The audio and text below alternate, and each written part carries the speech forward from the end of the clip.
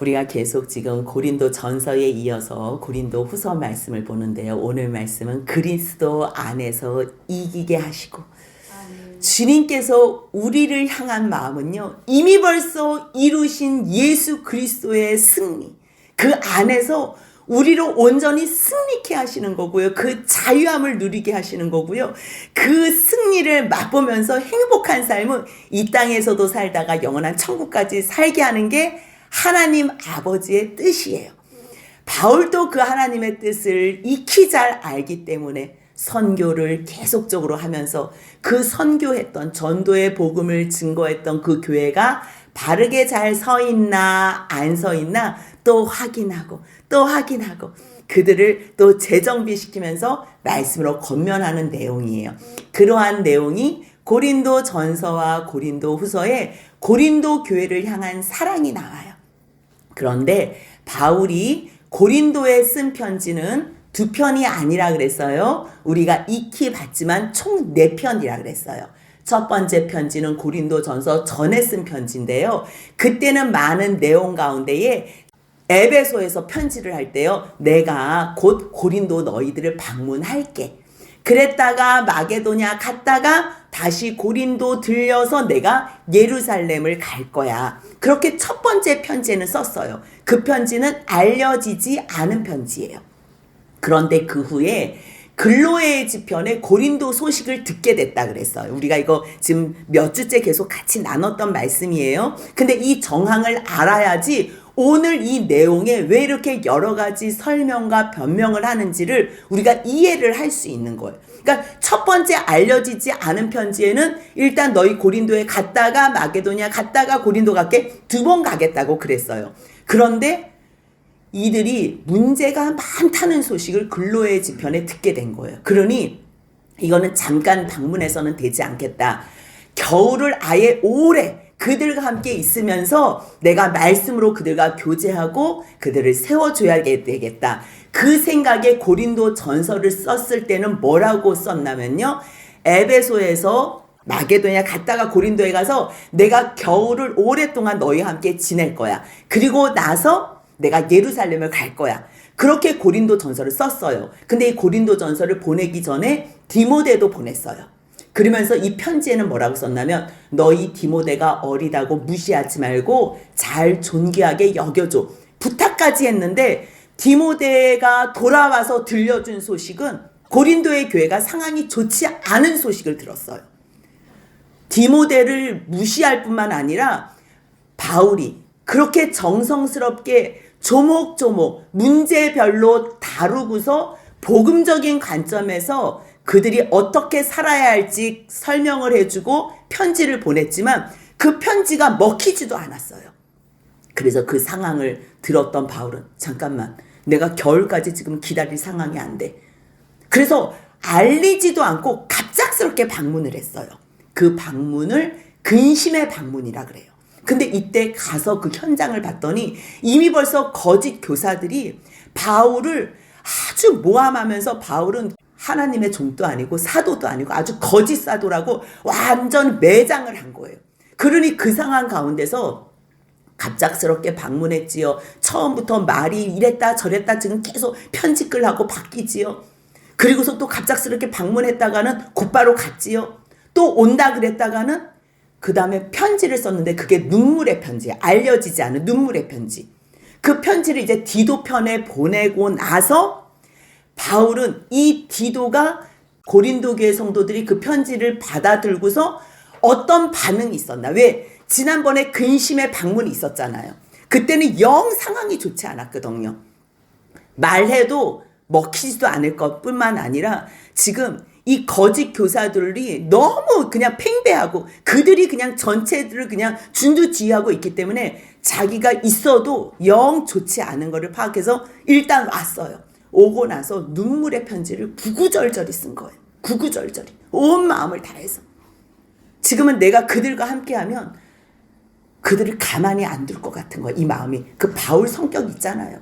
바나바가 자기의 모든 사역을 도와주고 인정해주고 그렇게 첫 번째 그 선교 여행의 동력자가 됐어도요, 그때 마가가 돌아간 일로 말미암아 2차 선교 때 바나바가 같이 마가 데리고 가자 했을 때 뭐라 절대 마가를 데려갈 수 없다고 완전히 거절했잖아요. 그래서 바나바하고도 이렇게 갈라섰잖아요. 그래서 실라를 데리고 2차 선교를 하는 그러한 아주 완강한 사람이에요, 바울은. 근데 그러한 성격으로 이제 고린도 교회 문제에 대해서 고린도 전서를 썼는데 이게 뭐 더 문제가 있게 됐고 뭐 파당 싸움 뭐 여전할 뿐만 아니라 음행한 그 사람이 이 문제를 더 크게 일으킨 거예요. 뭐 고소한 사람 뭐 이렇게 소송한 사람들은 일단 해결이 되지만 이 음행한 사람은 어머 저 사람 음행했대 이걸로 계속 낙인이 찍히니까 교회 내에서 얼마나 이 사람이 어렵겠어요. 그러니까 그러한 문제가 야기가 된 게 전체적으로 그냥 근심하게 된 모든 문제의 원인이 된 거예요. 그러한 상태에서 드로아에서 디도를 만나기로 한 거예요. 고린도 교회 소식을 들려달라고. 근데 그곳에서 만날 수가 없었던 거예요. 그래서 급하게 또 복음의 문이 열렸음에도 불구하고 마게도냐로 갔어요. 마게도냐로 갔는데 그곳에서 디도를 드디어 만난 거예요. 만나고 나서 고린도 교회 성도들이 그 눈물의 편지를 받아들고서 정말 많은 사람들이 바울의 심정을 알게 됐고 오해가 많이 해소가 됐습니다. 그런데도 불구하고 몇몇은 아직 거짓 사도에 의해서 아직 돌아오지 않은 사람들이 있습니다. 그래도 바울 입장에서는 이게 너무 반가운 소식이에요. 너무 위로가 됐어요. 그 위로의 소식을 듣고 나서 쓴 편지가 우리가 보는 이 고린도 후서의 말씀이에요. 그렇기 때문에 이 고린도 후서는요 1장 4절 이 말씀이 바울에게 충만히 있었기 때문에 이 편지를 고린도 교회 성도들을 위로해주기 위해서 쓴 거예요. 책망하기 위해서 쓴 게 아니고요. 자기가 받은 위로도 너희들도 충분히 위로 가운데에 예수 그리스도 안에서 너희가 충분히 이 기쁨과 위로를 누려라. 그래서 1장 4절 한번 같이 읽겠습니다. 우리의 모든 환난 중에서 우리를 위로하사 우리로 하여금 하나님께 받는 위로로서 모든 환난 중에 있는 자들을 능히 위로하게 하시는 이시로다. 아멘. 우리가 환난을 당해도 너희가 견뎌야 될 이유는 우리가 그리스도 안에서 고난이 넘쳤어? 그렇다면 그리스도 안에서 위로도 넘칠 거야. 이 위로는 너희들의 이 당하는 고난을 충분히 감당하고도 견디기에 넘치는 위로야. 그렇기 때문에 너희가 조금 문제가 있다고 또 거짓 사도들이 와서 너희들을 모함하고 또 불편하게 한다고 너희가 복음을 놓치면 안 돼. 내가 이 복음을 증거하기 위해서 너에게 여러 번 가고 또 편지도 썼지만 내가 지금 안 가는 이유는 너희가 미워서가 아니야. 그러면서 1장 23절부터 2장 4절까지는 내가 너희에게 다시 간다고 했다가 지금 안 가는 이유, 또 늦게 간다고 했다가 급하게 간 이 모든 방문 연기와 또 내가 눈물의 편지를 기록한 이유에 대해서 설명하는 거예요. 바울은 자기 성격 같으면요 가가지고 그냥 다 그냥 만들어야 돼요. 잘못한 사람 다 치리하고 그냥 내쫓고 그다음 혼내고 막 이래야지 직성이 풀렸던 사람인데 상태가 너무 안 좋은 걸 한 거예요. 근데 상태가 안 좋지만 이 사람들 심령 가운데에 또 믿음의 심지가 굳게 자리 잡혀 있는 것도 본 거예요. 그러니까 두 가지를 다 본 거예요. 믿음이 있어서 은사가 얼마나 많아요. 하나님께서 은사도 주시고 그 은사로 말미암아 문제도 있었지만 나름 고린도 교회의 성도들의 믿음이 있었던 거예요. 그래서 자기가 지금 여러 말 하는 것보다는 잠깐 빠져 있고 고린도 교회 성도들을 위해서 기도하면서 자기의 진심을 표현하는 것이 더 옳겠다 생각해서 내가 눈물의 편지를 쓴 거다. 그 설명을 하는 거예요. 그 말씀이 23절에 24절에 나오는데요. 내가 목숨 걸고서 주님 앞에서 이야기를 하는데 나 이거 거짓말 하는 거 아니야. 내가 너희한테 다시 안 가겠다고 했던 이유는 너희를 정말 아껴서야. 왜냐하면 내가 너희 가면 너희들 또 마음 상하는 사람들이 생기게 되거든. 그럼 너희 가운데 근심하는 사람들은 여전히 근심하게 돼 있어. 근데 바울 입장에서는 그 죄를 짓는 자기를 근심하게 하고 교회의 근심 덩어리, 문제 덩어리 그 사람도 사랑하는 거예요. 그 사람도 교회 안에서 예수 안에서 한 몸인 것을 바울은 너무 잘 알고 있는 거예요.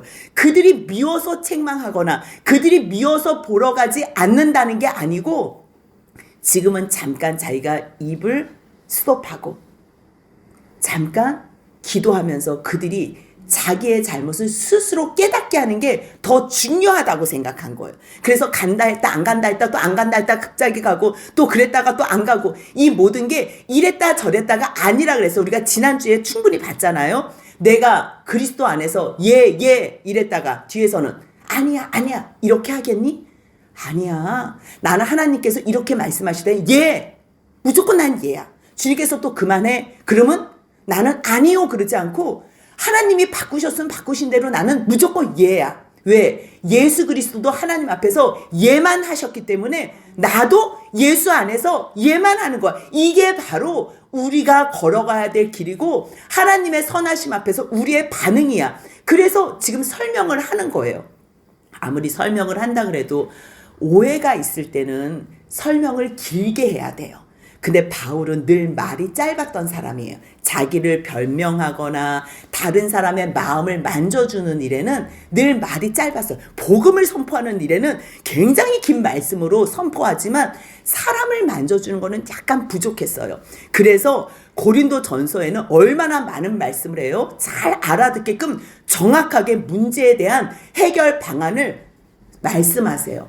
근데 고린도 후서 2장에서는요.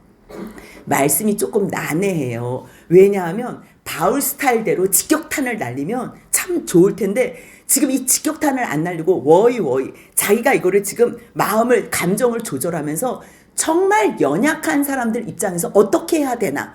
그러니까 이 말이 자꾸만 꼬여요. 그래서 한글인데도요. 한글인데 이게 무슨 말인지 잘 몰라요. 1절 2절 한번 제가 한번 읽어볼게요.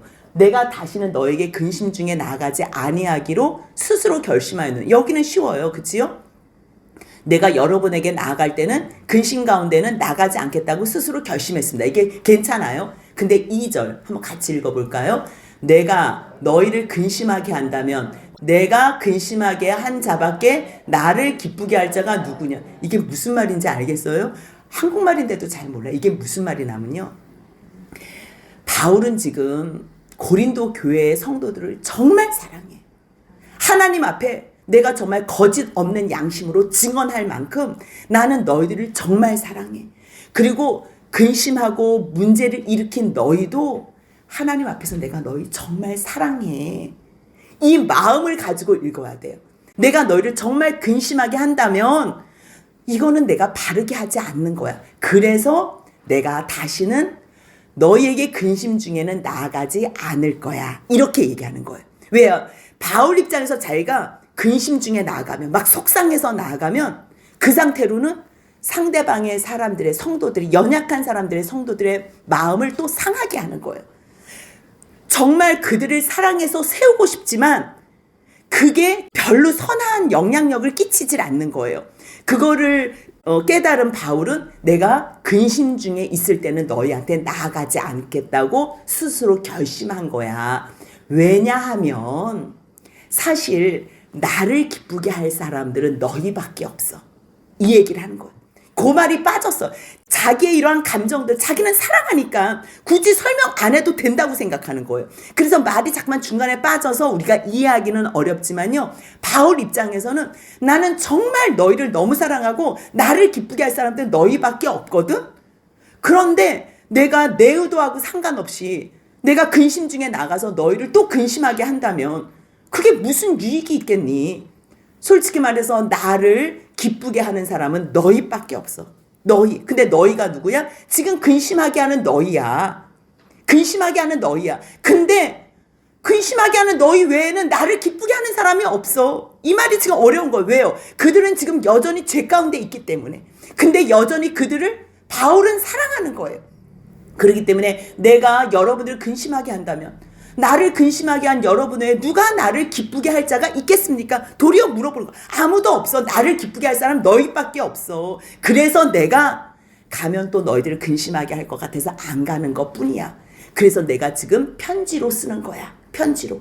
눈물의 편지는 이미 벌써 보냈고 또 너희가 그래도 오해한다는 소식을 내가 디도편에 들어서 내가 너희 미워서 안 가는 게 아니라 정말로 사랑해서 안 가는 거니까 잘 이해하고 위로받길 바란다. 그래서 내가 지금 편지하는 거거든.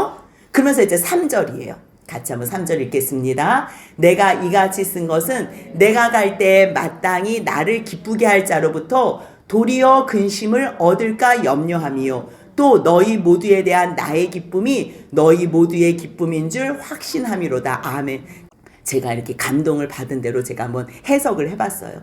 내가 이런 편지를 쓰는 것은 내가 그곳에 갈 때에 나를 마땅히 기쁘게 할 자들인데, 내가 지금 편지를 쓰는 것은 누구한테 쓰냐면요, 내가 그곳에 갈 때에 나를 가장 기쁘게 할 너희들은 마땅히 나를 기쁘게 할 자들인데, 혹시 내가 그들로 말미암아 속상하게 할까봐, 그러면 너희도 기쁘지 않고 나도 기쁘지 않으면 결국 나의 기쁨이, 너희로 말미암아 나의 기쁨이 너희의 기쁨이 되고 너희의 기쁨이 나의 기쁨이 되는데, 이것을 내가 확신하고 있는데 내가 가게 되면 너희가 마음 상하는 일이 또 있을까봐 내가 가지 않고 지금 편지를 쓰는 거야. 이렇게 이야기를 하는 거예요. 무슨 얘기인지 알아? 제가 이 말씀을 묵상하면서 참 바울은 일중심의 사람이잖아요. 바울만큼 일 잘하는 사람이 복음에 정말 메신저가 없잖아요. 그런데도 불구하고요, 바울도 약한 부분이 있어요. 예수 그리스도의 그 십자가의 사랑은, 이 불타는 사랑은 누가 바울을 따라가지 못해요. 근데 왜 사람을 만져주는 그러한 사랑 있잖아요. 그거는 약한 거예요. 그러니 복음 안에서 그 열정과 그 진심, 한 사람 한 사람을 자기 생명을 갈아 넣을 만큼 사랑하는 마음은 있는데 그게 표현이 잘 안 돼. 왜? 너희 왜 지금 그렇게 한가하게, 너희 왜 제 가운데 있니? 야, 빨리빨리 지금 주님 위해서 살자. 이 격려는 하는데 지금 죄 가운데서 지금 어떻게 해야 될지 모르는 사람들을 잘 세우는 거는 많이 부족한 거예요. 그런데 이제 자기 마음을 또 낮추고 낮춰서 이야기를 하다 보니까 말이 꼬이고 또 꼬여서 이 표현이 조금 어눌하기는 하는데요. 그 진심은 내가 너희 진짜 사랑해. 근데 안 가는 이유는 너희 마음 다칠까봐, 지금은 내가 가도 유익하지 않을까봐 안 가는 것 뿐이야. 왜냐하면 나도 너희의 기쁨이 되고 너희도 나의 기쁨이 된 거 내가 지금 확신하고 있는데 내가 이렇게 가면 뭐 하겠니? 그래서 내가 이 마음에, 너희를 사랑하는 이 큰 마음이 있지만 너희 죄로 말미암아 내가 또 눌린 마음과 걱정하는 마음이 있잖아. 그래서 내가 너희들에게 눈물의 편지를 쓴 거야. 그게 그 갑작스러운 근심의 방문 후에 쓰게 된 눈물의 편지. 그래서 알려지지 않은 첫 번째 편지하고 이 눈물의 편지는 우리에게 전해지지 않아요. 그 사이에 고린도 전서와 고린도 후서만 전해진 거예요. 그래서 이 눈물의 편지를 쓴 이유는 내가 너희를 근심하게 하려고 쓴 게 아니래요. 지금 자기가 자기의 그 마음을 얘기하는 거예요. 참 진심을 모를 때는 답답해요. 그런데도 바울은 이게 소망이 있는 게 뭐냐면요, 바울은 고린도 교회 성도들을 진심으로 사랑하잖아요. 하나님 앞에서 자기의 생명을 다하도록 사랑하잖아요. 그래서 소망이 있는 거예요. 왜요? 이게 진실하니까. 오해하는 거는 잠깐 지금 불편한 관계가 있을 수는 있지만 괜찮아. 사단이 장난질해서 우리가 잠깐 불편한 관계가 있을 수는 있지만 이거는 곧 진실로 하나님 앞에서 해결될 것을 확신하는 거예요. 그래서요, 하나님 앞에서 우리가 진실한 사랑을 하는 거는 어떠한 모함과 문제가 있어도 사실 문제가 되지 않아요. 보여지는 거는 막 문제가 많은 것 같아. 그래도 사실 그거는 문제가 되지 않아. 정말 문제는요, 내가 하나님 앞에서 옆에 있는 사람을 사랑하지 않는 게 문제예요. 그 사람하고는 이야기하면 이야기할수록 말이 꽈져요. 왜냐하면 진실이 아니기 때문에 말을 이렇게 했다 저렇게 했다, 잠깐만 이거 뭐 저 사람을 위하는 것 같이 해야 되는데 결국은 나를 위하는 말로 해야 되기 때문에 이게 어려워요. 그러니까 참 머리를 쓰니까 대화를 하면 할수록 말이 꼬여요. 거짓인 사람들은. 근데 하나님 앞에서 진실로 위하잖아요. 말이 좀 둔탁하고 표현이 좀 어눌해도요, 이 사랑하는 마음은 변함이 없어요. 어떻게 표현해도 그거는 흘러가게 돼 있어요. 그래서 바울이 지금 이 고린도 후서를 쓰면서 이 큰 위로로 너희들도 이 큰 사랑 안에서 위로를 받으라고 쓰는 거예요. 왜 이거를 쓴대요? 이 많은 눈물의 편지, 아직 고린도 후서를 쓰는 거는 근심하게 하는 것이 아니라 오직부터 같이 읽겠습니다. 오직 내가 너희를 향하여 넘치는 사랑이 있음을 너희로 알게 하려 함이라. 아멘, 아멘.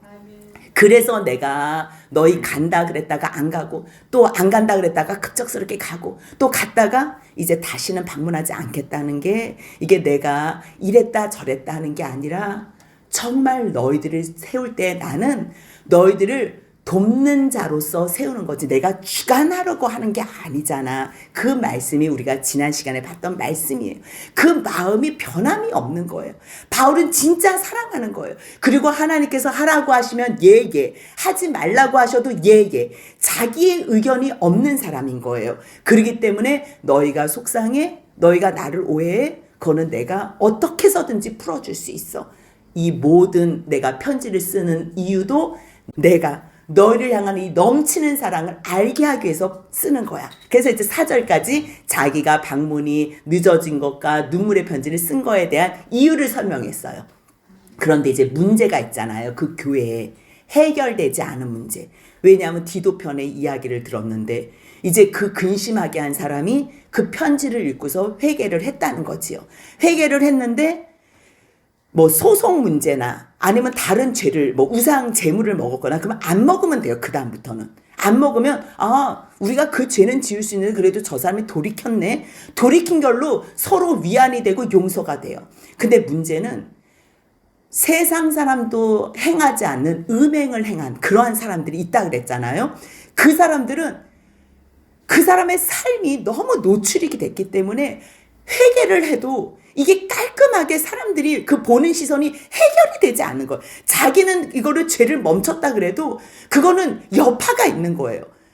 그러니 사람들이 저 사람을 볼 때 이게 죄인지 모를 때는 그 사람 옆에서 줄 서면서 그 사람이 뭐 따르면서 이렇게 파벌을 형성했지만 이제 이게 확실한 죄라는 거를 복음 가운데 깨닫게 되잖아요. 그럼 이게 얼마나 큰 죄고 이게 수치스러운 거고 그 다음에 또 용서 못한 또 다른 여러 가지 문제들이 있고 그 음행 문제만이 아니고 다른 문제들도 여러 가지 근심하게 한 뭐 특별한 이유는 모르지만 성경학자들은 그것을 음행의 사람들이라고 얘기하는데 우리는 이걸 정확하게 몰라요. 하지만 여러 가지 근심하게 한 사람들이 회개를 나름 한 거예요. 그런데 이 사람들이 이거를 지금 용서를 해줘야 되나 말아야 되나 지금 갈등하고 있을 때에 바울은 용서해줘 그 말을 하는 거예요. 근데 사실 누구는 바울파들이 있었잖아요. 바울파들. 근데 그 바울파들은 바울이 무슨 얘기하면 무조건 바울만 또 추종하는 거예요. 그러니까 파당이 만들어지면 안 되는 이유가 바울이 맞는 말을 해도 하나님 안에서 서로 사랑하고 세워나가고 주님 안에서 같이 우리가 만들어져 나가는 게 바람직한 건데 파당을 만들게 되면요. 무조건 사람을 추종하게 돼요. 그러면 바울이 저 사람 절대 용서하지 말라 그랬어. 저 사람 완전 죄 끊게 하라 그러고 막 내쫓으라 그랬어. 치리하라 그랬어. 근데 지난번에 바울이 왔을 때는 이제 마음이 부드러워지고 회개를 했으니까 이제 우리가 저 사람 용서해야 되는데 잠깐만 바울이 지난번에 저 사람 내쫓으라 그랬는데 그때 굉장히 혼났는데 그럼 어떻게 하지? 사람 눈치를 보는 거예요. 그러니까 바울이 용서하라고 했지만 어떻게 해야 될지 모르는 사람들에게 이제 얘기를 하는 거예요. 그 말씀이 5절부터 11절까지 말씀인데요. 너희를 근심하게 한 자가 있었지. 근데 그들이 사실 나를 근심하게 한 거예요. 근심하게 했잖아요. 근데 지금 바울한테 나를 근심하게 했어. 이렇게 되면 그 사람이 또 상처를 입을까 봐 바울이 이제 말을 굉장히 조심하는 거예요. 굉장히 조심하는 거예요. 나를 근심하게 한 것이 아니요 어느 정도 너희 모두를 근심하게 한 것이. 왜냐하면 지금 굉장히 근심하게 했거든요. 근데 그 사람이 회개하고 돌이켰어요. 근데 우리가 지금 여전히 속상하다, 근심하다, 너 왜 그런 죄를 지어서 우리를 이렇게 지금 속상하게 하니? 이렇게 하면 저 사람이 또 상처받고 거의 지금 너무 좌절 상태에 있는 거를 소문을 들어서 알기 때문에 이제 말을 너무 이제 순화를 시키는 거예요. 어느 정도 너희의 모두에게 근심한 것이니 어느 정도로 하면 이걸 또 설명해요. 내가 너무 지나치게 말하지 아니하리. 그러니까 바울은요. 이게 말하고 행동하고 똑같은 사람. 이제까지 막 직격탄을 날리고 막 이랬던 사람인데 잠깐 내가 근심하지 않은 건 아닌데 근데 또 근심하게 했다 그러면 안 되고 근데 또 너희를 근심하게 어느 정도 너희를 근심하게 했지. 근데 사실 이건 또 어느 정도는 사실 아닌데 이거 지나치게 말하지 않으려고 하는 거지. 그래서 굳이 남들은 이런 거 표현 안 하는데도 바울은 또 조금이라도 찔리면 그거에 대해서 또 설명이 있는 거예요. 그래서 말이 조금 어렵고 난해한 거예요. 그러면서 여기서 또 정확하게 회근 그어요. 너희 근심하게 한 사람들, 그 사람들 벌 받는 것은 사실 마땅해. 무슨 얘기예요? 죄는 미워하라는 거예요. 잘못한 거에 대해서는 분명하게 잘못한 게 돼야 벌은 받으라는 거, 마땅하다는 거예요. 왜냐하면 이거는 그 사람을 책망하거나 그 사람이 미워서 벌 주는 게 아니라 그 벌을 받게 되면요, 죄에 대해서 조금 죄를 안 지을 수 있게, 그러한 죄에 대해서 좀 경각심을 갖게 하기 위해서 벌 받는 것이 마땅하다, 이렇게 얘기하는 거예요. 그렇기 때문에 너희들 지금 그 사람들 용서해 주는 거는 맞지만 그 사람이 죄에 대해서는 벌 받는 건 마땅해. 그런데 차라리 지금 저 사람이 너무 속상해하고 뭐 어떻게 할 줄을 모르니까 너희 그냥 차라리 그 사람 용서해 주는 게 낫지 않을까? 이제 이렇게 얘기하는 거. 근데 이 편지를 또 읽는 사람들은, 아니 지난번에 잘못한 사람 분명히 치료하라 그랬다가 이번에 뭐 또 용서해 주라, 뭐 이르라는 거야 말으라는 거야, 이게 또 헷갈릴 수 있잖아요. 그러니까 죄는 미워하는 거 맞아. 하지만 그 사람은 미워하면 안 돼. 사람이 잘못했다고 회개할 때는 용서해 줘야 돼. 그 용서하고 위로할 게 우리의 마땅한 의무야. 왜냐하면 그가 너무 많은 근심에 잠길까봐 지금 두려워. 이게 자기가 죄 지을 때는 몰라요. 근데 죄라는 거를 깨닫고 나서 이제 수치감에 있잖아요. 그럼 자괴감도 들고요. 이 죄를 어떻게 할지 몰라서 내가 하나님의 영광, 하나님의 이름에 욕을 끼치는 것 같아서 정말 극단적인 선택도 할 그러한 생각도 하거든요. 그러니까 지금 너무 위기에 빠졌으니까 너무 많은 근심에 잠길까봐 너희 그들을 용서해서 사랑을 나타내면 안 될까? 이제 권면을 하는 거예요. 내가 이 글을, 이 편지를 쓰는 거는 너희가 범사에 내 말에 또 주님의 말씀에 순종하는지 안 하는지 그 증거를 알고자 해서 내가 지금 편지를 쓰는 거야. 근데 바울은 지금 이미 벌써 용서했잖아요. 근데 너희가 용서하면 나도 용서할게. 나도 용서할게. 지금 이미 벌써 용서했는데 이것을 지금 고린도 교회에게 일단 그 일임을 한 거예요. 너희가 용서하면 나도 용서할게. 근데 만약 생각해봐라.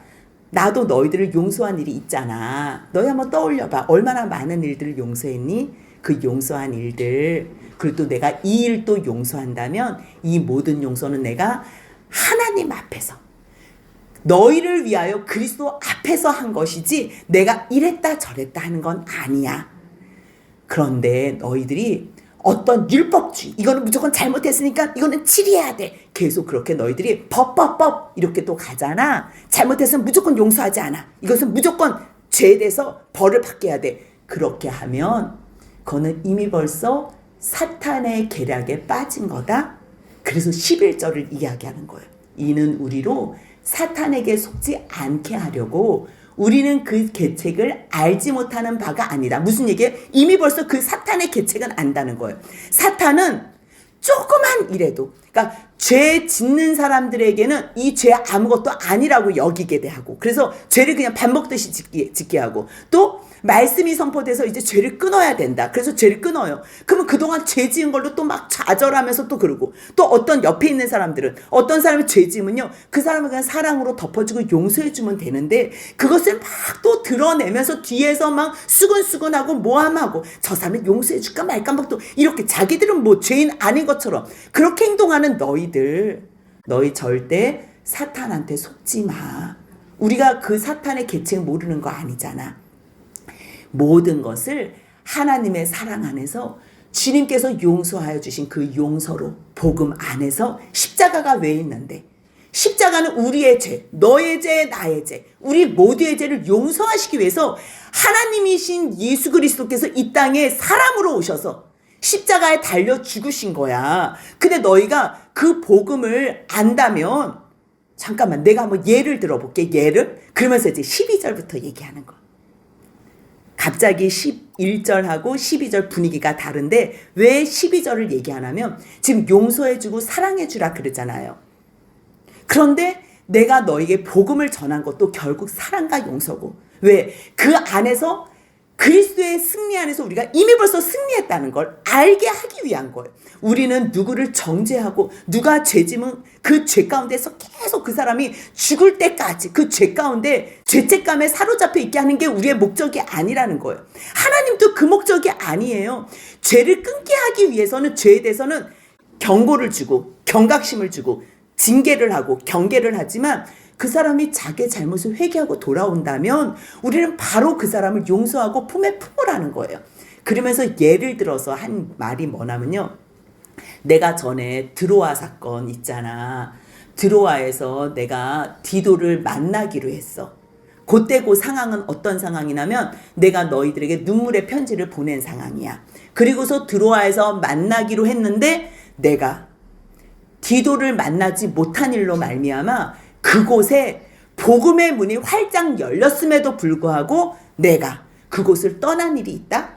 이건 굉장히 수치스러운 일이에요. 바울 입장에서는. 하나님 앞에 불순종한 일이고요. 하나님 앞에서 자기가 복음이 열렸을 때, 복음의 문이 안 열렸을 때도 자기가 생명을 다해서 그렇게 복음을 증거했는데 이 드로아에서는 그리스도의 복음을 위하여 드로아에 갔는데 주 안에서 문이 열렸대요. 전도의 문이. 그런데 자기가 고백하는 거예요. 근데 내가 솔직히 그때 내 형제 디도를 만나지 못한 일 때문에 내 마음이 심령이 편하지 않았어. 그래서 그 상황에서 들어와 있는 형제들과 작별하고서 내가 마게도냐로 갔거든. 근데 이제 그때부터 하나님의 위로하심을 이제 고백하는 거예요. 나는 지금 늘 일 중심이었어. 어디 가면 복음. 내가 무조건 말씀만 증거하는 게 이게 전부라고 생각했는데 고린도 교회에 그 많은 성도들 말씀으로 증거해도 그들에게 온전한 사랑이 전해지지 않으면 결국 내가 그걸로 마음이 아프게 되고 그걸로 내가 걸림돌이 돼서 복음도 전하지 못하는 그러한 상황이 되더라. 그런데도 불구하고 하나님을 향한 내 사랑과 고린도 교회 성도들을 향한 내 사랑 그리고 또 동력자 디도 그의 열심과 충성스러운 그 모든 헌신과 수고를 주님께서 받으셨기 때문에 우리가 하는 이 모든 일들은 복음 가운데에 진행되는 일이기 때문에 14절 같이 읽습니다. 항상 우리를 그리스도 안에서 이기게 하시고 우리로 말미암아 각처에서 그리스도를 아는 냄새를 나타내시는 하나님께 감사하노라. 아멘. 여기서 중요한 게 뭐냐면 각처예요. 각처. 우리는 꼭 몰려 있어야지만 뭔가 된다고 생각하는데 아니야. 항상 우리가 떨어져 있건 우리가 뭐 여기를 포기하건 가건 어떤 상황이건 우리가 주님께 진실한 마음만 있다면 그래서 드로아에 또 잠깐 가서 말씀을 전하는 기회도 주님이 주시잖아요. 하나님 안에서 우리가 진실한 마음만 있지요. 그러면 이 모든 것들을 합력해서 선을 이루신다는 거. 어떻게 해요? 항상 우리를 그리스도 안에서 이기게 하시고 이게 있는 거예요. 우리가 이걸 믿어야 돼요. 항상. 나만 이기고 너만 이기고 나만 지고 너만 지고 이런 게 아니고요. 우리는 누구예요? 교회예요. 교회의 머리가 그리스도가 되시고 교회의 몸이 우리인 이 교회. 그 교회가 하나예요. 하나. 그 그리스도 안에서 우리를 이기게 하세요. 왜요? 그리스도의 머리가 되신 예수께서 이미 벌써 승리하셨기 때문에. 그럴 때 우리에게는요. 주님을 향한 그러한 진실한 마음만 있으면 항상 이겨요. 지금 너희 고린도 교회의 성도들 죄 때문에 어려워? 지금 근심하게 하는 자 때문에 어려워? 너의 진심이 주님 앞에 붙잡혀만 있다면 하나님께서 이 모든 일이 지나간 후에는 항상 우리를 그리스도 안에서 이기게 하실 거야. 그럴 때 각처에서 있어도 상관없어. 우린 각처에 있으면서 그리스도를 아는 냄새를 나타내게 하면 돼. 나타내기만 한다면 우리는 하나님께 감사할 수 있어. 불평할 필요 없어. 내가 지금 가고 안 가고 이거 중요하지 않아. 그러니까 각처에서 너희들이 하나님 앞에서 진실하기만 한다면 우리는 하나님 앞에서 그리스도의 향기가 된다. 그 말씀이 15절에 같이 있습니다. 우리는 구원받는 자들에게나 망하는 자들에게나 하나님 앞에서 그리스도의 향기니. 복음 자체가요 그리스도의 향기예요. 근데 이 복음은요 두 가지 반응으로 나타나요. 복음은 누구에게나 참 복된 소식인데 이 복음에 아멘으로 화답하는 사람들, 구원을 소망하는 사람들, 하나님의 이 크신 은혜 앞에 아멘으로 감사하는 자들에게는 생명으로 나아가요. 그런데 똑같은 복음의 말씀인데도 망하는 사람들에게는 사망으로 썩은 냄새가 나는 거예요. 그래서 복음을 바울이 전해도 어떤 사람들은 형제여 내가 어찌할꼬. 그래서 회개하는 사람들이 있는가 하면요. 어떤 사람들 똑같은 말씀을 듣는데도 바울을 죽이자. 음모를 꾸미는 사람들이 있다는 거예요.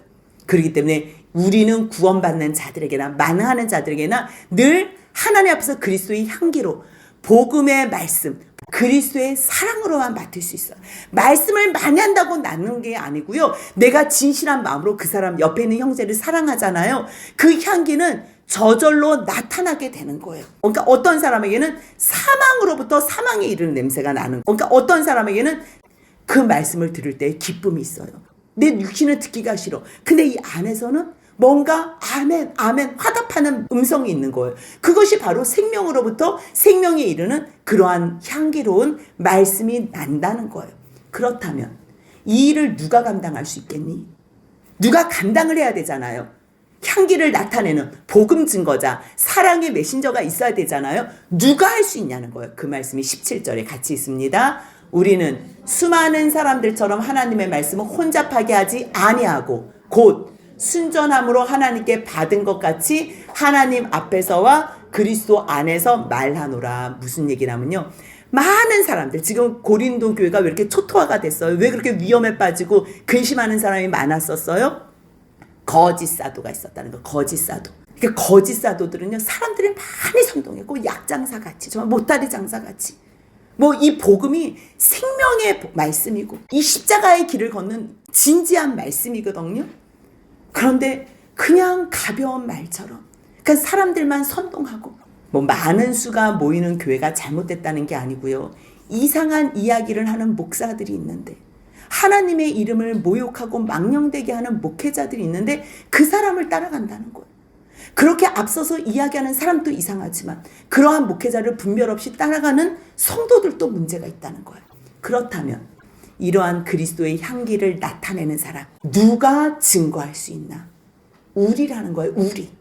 우리는요 하나님의 말씀을 혼잡하게 하지 않아요. 세상의 많은 사람들은요 하나님의 말씀을 장난스럽게 사람의 재미를 위해서, 사람의 즐거움과 기쁨을 위해서 비유 맞추기 위해서 하는 사람들이 많다는 거예요. 수많은 사람들이 그렇게 한다는 거예요. 그런데 우리는 그 수많은 사람들처럼 하지 않고 하나님의 말씀 그렇게 혼잡하게 하지 않고 곧 순전함으로 어떻게 해요?